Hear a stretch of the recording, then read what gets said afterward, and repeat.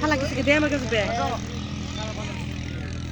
এই যাই না 1 মিনিট আরো খাদিকে দেখা লই খাদিকে কই আসলে মূলত কক্সবাজার আসার মূল উদ্দেশ্য হচ্ছে আমার ফালাককে একটু মানে আউটডোর দুনিয়াটাকে দেখানো। আমার তো মেইন উদ্দেশ্যই থাকে আমার বাচ্চাটাকে নিয়ে ঘোরা, আমার বাচ্চাটার মানসিক বিকাশ যেন ভালোভাবে হয়।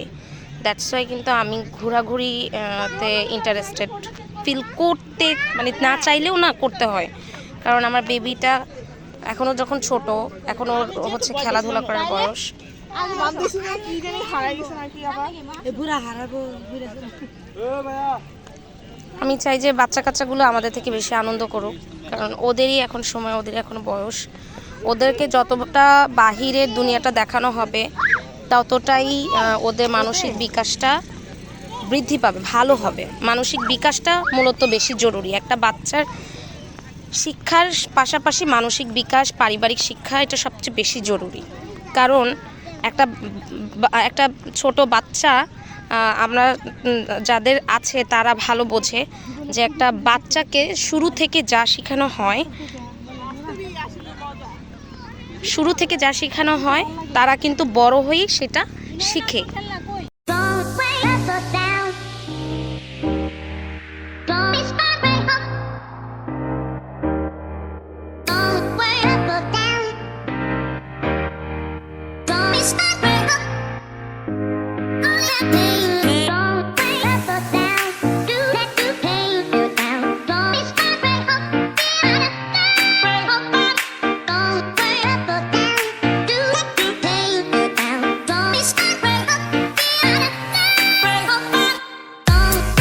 খাওয়া দাওয়া শেষ করে এখন আমরা চাঁদের গাড়িতে উঠছি।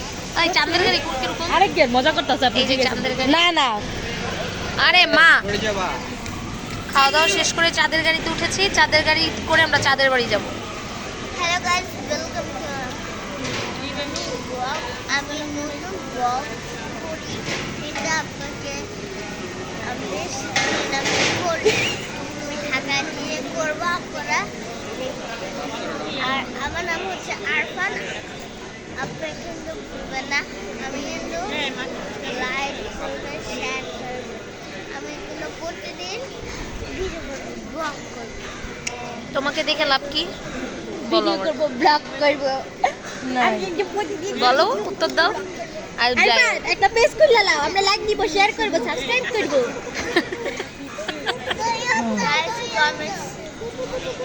না না এদি তারা যাইবো, এদি রুকার নাই, জায়গা নাই।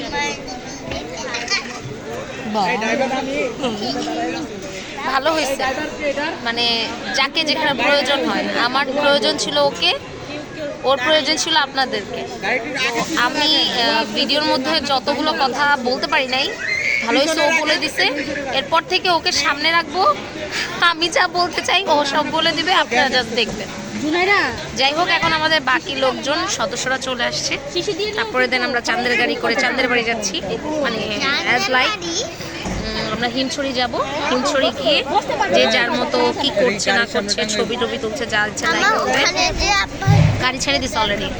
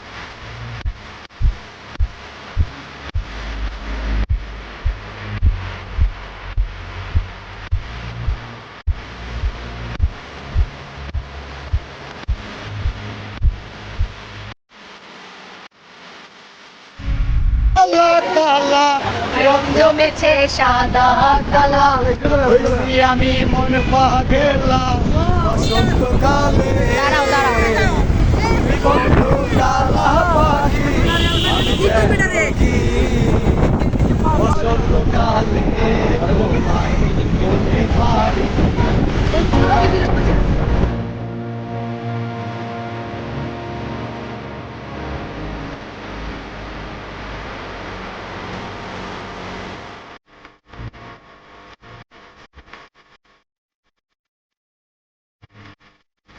এই পর্যায়ে আমাদের একটু থামতে হলো, কারণ যেহেতু আমরা অনেকগুলো মানুষ একত্রে যাচ্ছিলাম, তো গাড়িতে জায়গা হচ্ছিল না। সেই জন্য যে 2জন মানুষ বান্দরের মতো ঝুলে যাচ্ছিল, তারা অবশেষে একটা বাইক সিলেক্ট করে এখান থেকে অনেকেই বাইক সিলেক্ট করে যার যার মতো করে হিমছড়ি যায়। যার যার মতো করে পছন্দ মতো যে কোনো বাইক সিলেক্ট করে যাওয়া যায়। 6 ঘন্টা 1000 টাকা করে। তো এটা আমার কাছে মনে হয়েছে একটা বেস্ট ওয়ে। যদি একসাথে অনেকজন আসতে হয়, তাহলে যদি সেখানে গাড়ি যদি না পাওয়া যায়, বাইক এখানে অন্যতম একটা ওয়ে হতে পারে। তো পরবর্তীতে আমরা গাড়িটা ছেড়ে দিই এবং যে 2জন বাইকে আসছিল, তারা পরবর্তীতে একসাথে আমাদের গাড়ি পিছে পিছে বাইকে করে চলে আসতে শুরু করে। এই জিনিসটা আসলে খুব ভালো লেগেছে। পরবর্তীতে আমরা যখন ব্যাক করেছি, যারা যারা গাড়িতে এসেছি গাড়িতে করে গিয়েছি, এবং বাকি যে 2জন বাইকে করে গিয়েছিল তারা বাইকে করেই এসেছে। তো এই জায়গাটা থেকেই আপনাদের যার যার মতো করে বাইক সিলেক্ট করতে হবে এবং বাইকে করেই যেতে পারেন, বা গাড়ি যদি কম পাওয়া যায় সেক্ষেত্রে কিন্তু আপনারা বাইকে করে এখান থেকে চলে যেতে পারেন।